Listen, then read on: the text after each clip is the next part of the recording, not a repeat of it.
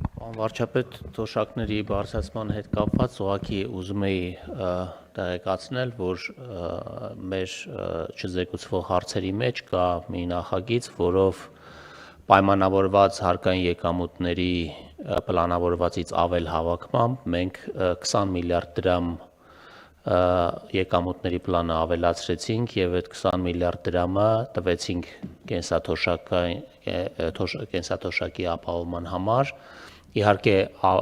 ավել հավաքված գումարը ավելի է, քան 20 միլիարդը, բայց մենք այս պահին այդ 20 միլիարդը ճանաչեցինք որպես հավելյալ եկամուտ եւ հետագայում նաեւ բան կանենք կապահովենք մնացած միջոցների պատշաճ տրամադրումը աշխատանքի եւ սոցիալական հարցերի նախարարությանը։ Ճիշտ է, պարոն Հակոբյան, բյուջեի եկամուտների կատարման մասին բան էիք գրել ինձ, բայց հետո գործերով ընկա չկարեցա։ Չնայած դուք ասել եք մի շաբաթ 10 օր առաջ, որ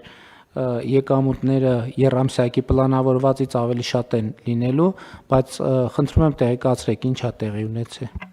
Վարչապետ, նախ նշեմ, որ եռամսյակում բարձր աճերը պահպանվեցին, 14%-անոց մոտ աճ ունենք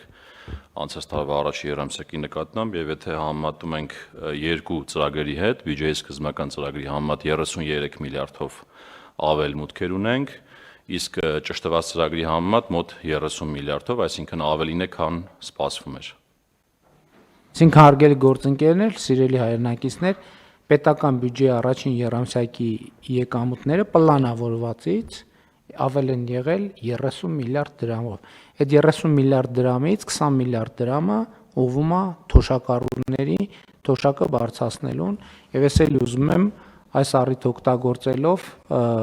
շնորհակալություն հայտնել կրկին Հայաստանում աշխատող, արդյունք ստեղծող եւ օրենքով նախատեսված հարկերը վճարող քաղաքացիներին եւ պետական բոլոր այն պաշտոնյաներին,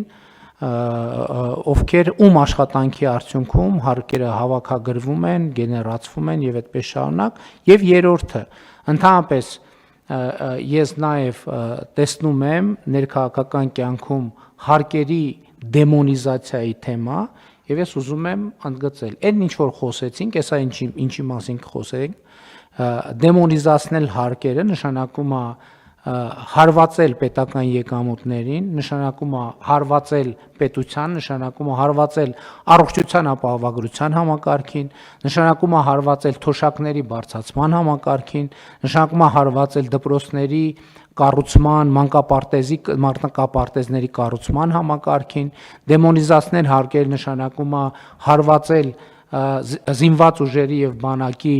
բարեփոխման, մեր երկրի պաշտպանունակությանը հարվածել եւ այլն եւ այդպես շարունակ։ Եվ սա շատ կարեւոր արձանագրում է, որովհետեւ գիտեք ինչ, պետական բյուջեն, որը 2017 թվականի հետ համեմատ 2025 թվականին 135%-ով աճ է ունեցել, ձևավորվում է շատ փոքր, այսինքն միշտ չի, որ ինքը մեծ կտորներով է ձևավորվում։ Շատ փոքր վճարումներից 500 դրամ, 1000 դրամ, 3000 դրամ, այո, կան նաև միլիարդներ, բայց ես ուզում եմ, որ մենք այդ փոքր ամեն ՀԴՄ-ի դերը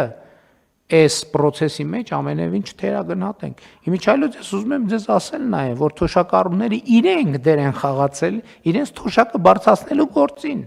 Երբ որ մենք 2022 թվին 22-ին, չէ, 22-ի հուլիսին ոնց որ ներդնում էինք հետ վճարի համակարգը, մենք թափանցիկ ասում ենք սիրելի թոշակառուներ, ձեր ջանքը ուզում ենք ներդնենք, որպես ստվերը կրճատենք, որպեսզի գումար հավելյալ գեներացվի, որպես դրանով նաև ձեր թոշակները բարձրացնենք։ Այսօր դա իրողություն է։ Եվ ես կարծում եմ, որ սա մի կետ է, որին մենք հասել ենք, ինչի կապակցությամբ կարող ենք շնորհավորել մենք իրար։ Սա չի նշանակում, որ Հայաստանում լավ թոշակային համակարգ կա կամ ամենաթոփ թոշակն ենք մենք ստանում։ Չէ նշանակում է, որ քայլ ենք արել, որը բերել է իր արդյունքը, բայց պետք է հաջորդ քայլը անենք, որը բերի նոր արդյունք եւ այդպես շարունակ։ Համեցեք։